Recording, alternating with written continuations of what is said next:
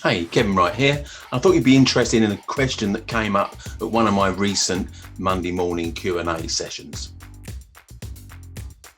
I go out live on YouTube at 8:30 every Monday morning, and a bunch of people jump on and ask me questions about property finance, and I answer them. So watch this video to see what answer I gave to this question.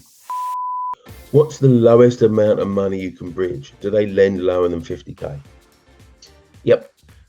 So bridgers have all different types of minimum loans. Every bridger decides, I guess you could call it that there can't be asked threshold. Below that, we can't be asked to lend less than that.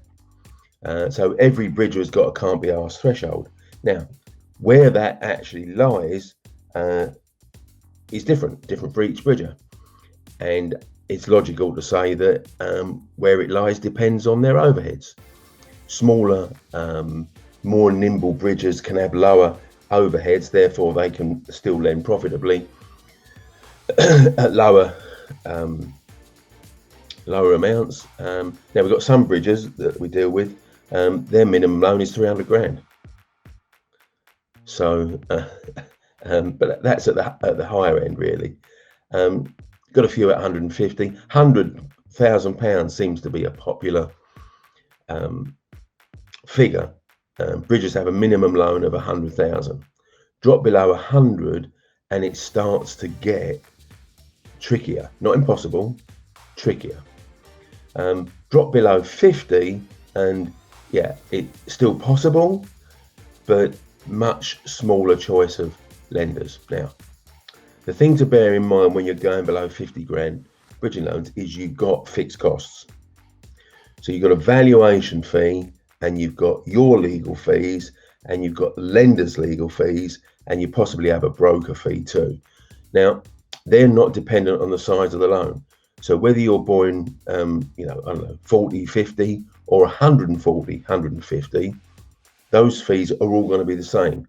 But on a small bridging loan, they're disproportionately large, and that means that it's harder to make the numbers stack to make it a profitable deal when you drop below 50. So it's less about can you borrow money below 50? You can.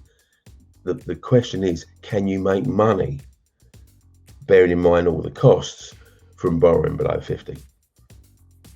That's the question. And the other thing is, if you're down at that end of the market, the amount of uplift that you can potentially create on a property, that's limited too, because if you're buying a house at 40, you're not going to spend some money on and make it worth 140.